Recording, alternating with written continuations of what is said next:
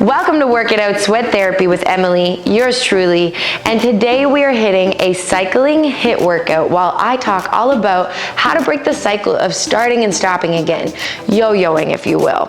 And in today's workout, what you're gonna need is a bike. If you don't have a bike, you could replace those intervals with running or another form of cardio, dumbbells, and a med ball. So let's go. If you're someone who has started and stopped again many times, you've tried different workout plans, different diets, that doesn't have to be your story. There are strategies that you can use to just stay on, not fall off, just be on and keep going. This is something that comes up a lot in my line of work. It's probably the most common thing that I hear when speaking with a new client. When I ask, what's your number one frustration or challenge you've experienced? It's that, and they're like, well, I just fall off, and then once I'm off, I'm like, I'm already off. And then months will pass by and I try to get back on.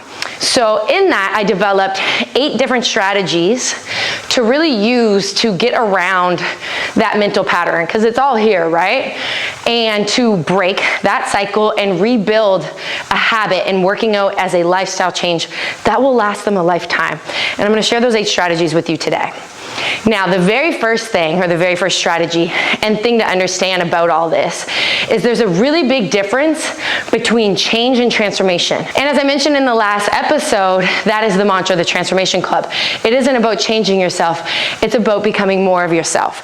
And there's a very big distinction between change and transformation. Changing, and I think a lot of people get caught up in this, is being so hyper-focused on becoming something or someone else. So maybe you save a picture of the person, the body that you want, and you're like, I want to become that, which is great to have motivation, but that's not you. And it's very important to understand that you should not want to change you. You should want to uncover and transform yourself. That best version of yourself is already in there, and it's uncovering to get to that.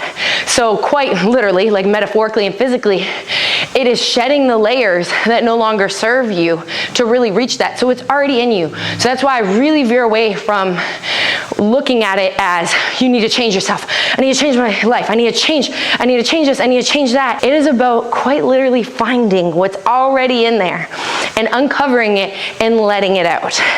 And that is how working out, eating clean, all of these things that we consider wellness should fit into your life. It is something to serve the you that is already here, not change you into someone else. So that is key strategy number 1 that you really need to make clear. This is well over a minute. These were only for a minute, by the way. Follow what's on the screen, not as I do. On to the next. Strategy number 2 is figuring out your forms of motivation. As you've probably heard me talk about before, there is intrinsic and extrinsic motivation. So extrinsic is external to us. Intrinsic is internal to us. So it's important to have a balance of both. You don't necessarily need to have all intrinsic. Listen, we all want to look good, and we have some external motivators to that, and that's okay. But it's very important to not just have external motivators, because then you are susceptible. Your motivation is literally reliant on those things and susceptible to changing based upon that. So what that means, I'm susceptible to the med ball. Okay, so what that means, let's say you want to look hot for summer, right? That's a beautiful goal. I love it. It's not vain. We all want to look good for summer, okay? Nothing wrong with that. But if that is your only motivation to be doing this right here, summer comes, weather's just all right. It's okay. You wear your bathing suit, you're cool, but then boom, summer's gone. That motivation is gone. You're like, okay, for winter, I'm just gonna stop. So that was an external motivator that came and went. You were dependent upon only that thing versus building in intrinsic, internal motivators as well to pad that. So it's okay to have that thing, but you gotta have that intrinsic motivator. An example of that would be, I want to feel so good after every workout that I have energy for the rest of the day.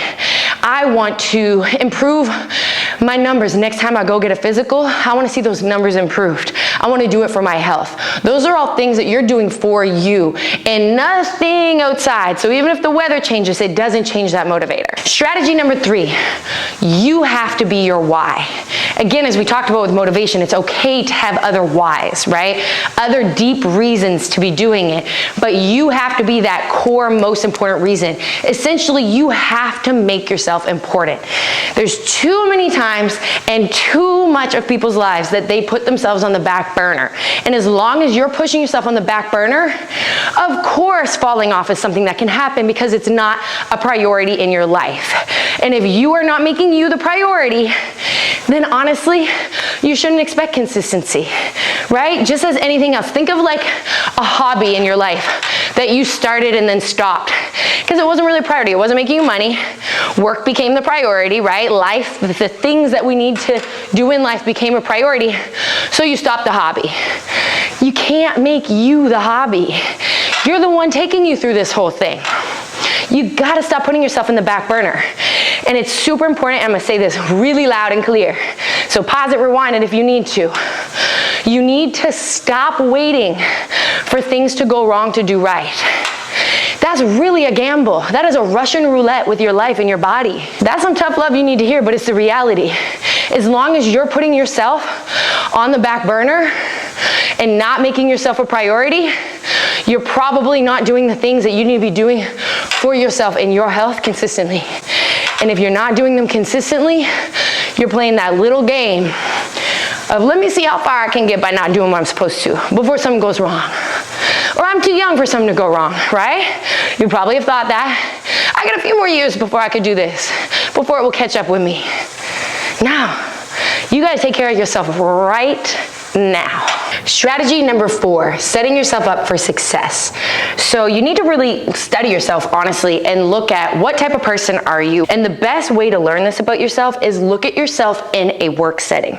So with work, we often don't experience the struggle of a staying on, falling off, a yo-yoing, if you will. And that is because, well, you kind of have to go to work, and if you don't go to work, there's some pretty immediate consequences, like not being able to pay your bills. Look at yourself in a work setting, you can tell how you thrive, right? Are you someone who needs that really structured routine, a plan? Are you someone who works well off of 30-day intervals? Are you someone who works well just looking at a week at a time? Are you the person that works Monday to Friday, and on Monday you are thinking about Saturday? So really study yourself, because this is how you can really set yourself up for success. If you're that type of person who really thrives off 7 days and looking at like, okay, I can go hard for the 5 days to enjoy my weekend, then maybe you're working out and your fitness routine needs to reflect that as well, okay? So really use it as an opportunity. Like, you are the only person who is truly gonna know yourself on that level, and you're the only person who's gonna be that honest with yourself. And it's time that you start being honest with yourself, because I think a lot of the falling on and falling off is because you're ignoring these parts of yourself that you shouldn't. This is you. Everyone's built different.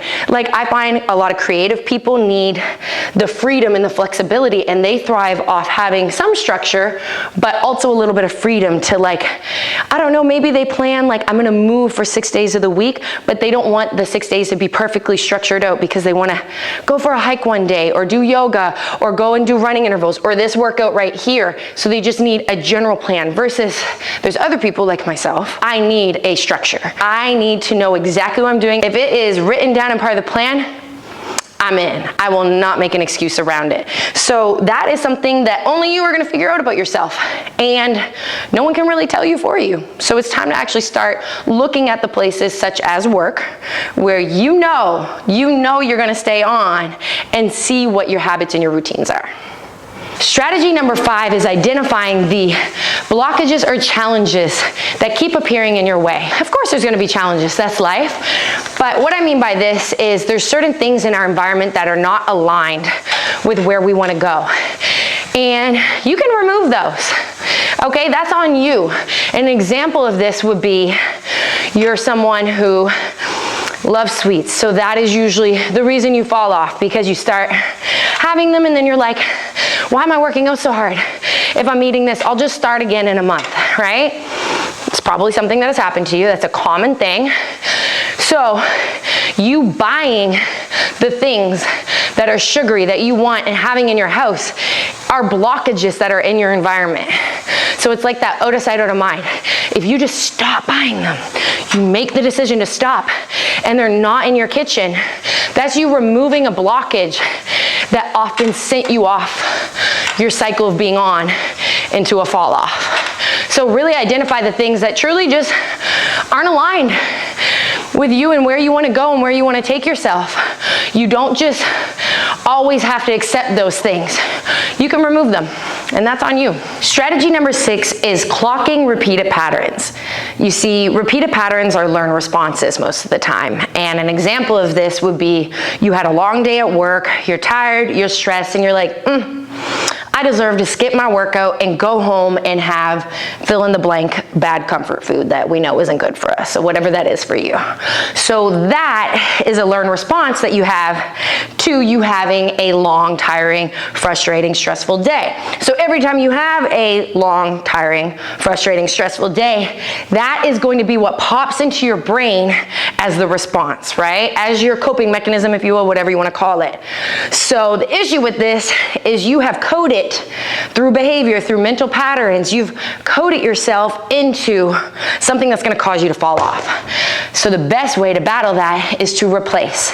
So clock, it all starts with clocking though, right? You have to clock these patterns. You can't stay ignorant to them. You can't turn a blind eye. This is again being very honest with yourself. And this form of honesty takes being vulnerable and taking the time to like, okay, if I really want to transform myself, I have to look at this deep level. And once you open your eyes to really observe, and again, observe, not judge. Observe yourself. There's no reason to judge yourself. You're human, but observe these patterns. Make note of them. Make note of them each time. Be like, I did that again, and last time I did that, I fell off. Really make note, and then that's how you're truly going to rewrite them. And then in that rewriting process, it just takes changing that learned response into a response that's actually going to serve you. Number 7, be intentional.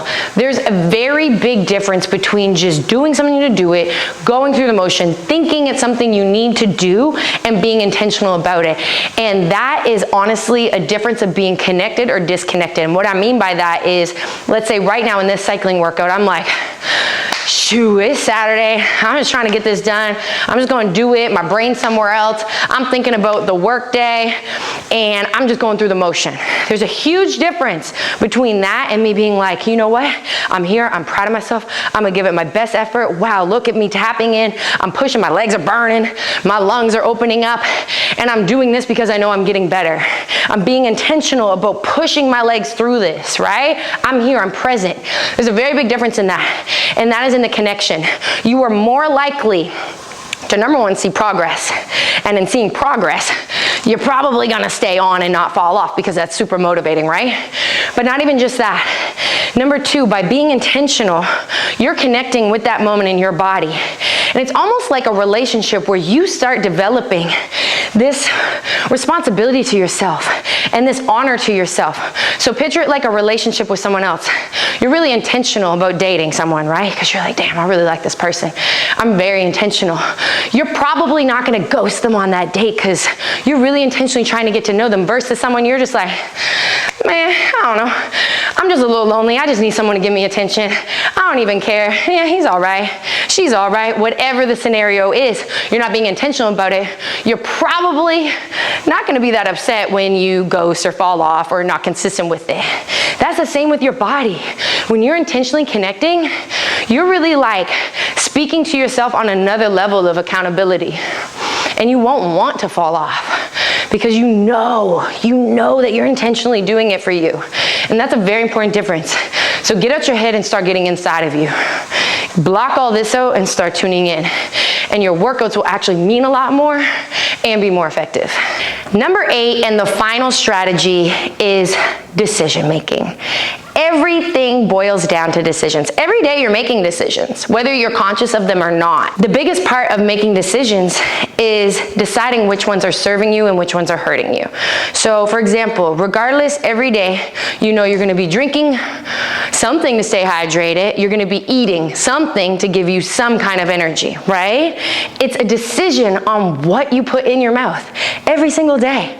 So are you gonna have something that's going to be taking energy from you, taking more energy to try to break down and get out of your body? Or are you going to be consuming something that's giving you energy and helping your body? Are you going to be consuming, I point at my head right now, but these dumbbells feel heavy, consuming mentally things that are, making you overthink or sad or compare? Or are you going to be consuming things mentally that are motivating you, giving you life, giving you energy? Every day you make these decisions on what you let affect you, what you let consume you, what you add in your body, and what thoughts you have every single day. And one of the quotes that I love so much is, nothing changes if you change nothing. So if right now when you're watching this is speaking to you and you're so frustrated with constantly starting and stopping again, then you really, I want you to take in these 8 strategies, but especially this last one of decision making. You really have to see that that's a very powerful thing. Like, you have the ability to make these different decisions that will serve you and help transform you. You have that power. Right now, you might be using those decisions for things that are not serving you. You're not sworn into that. You can change those decisions at any moment. And I think the other piece that I always remind myself too, I even have said it and I've heard people say it, is, I'm not consistent with that. I'm just not consistent. And we all have the skill and the ability to be consistent. We're just choosing different things to be consistent with. Let's take social media, for example. I was very consistently scrolling every day, dedicated to the amount of time of just, right? That's consistency, because I was doing it every day until I put the limits on my phone. Really helped. Now I'm consistently replacing that with reading, with meditating, with stretching, with doing the things that I said that I wasn't able to be consistent with. Because it wasn't that I wasn't able to be consistent with those things. I was just using my time being consistent to other things.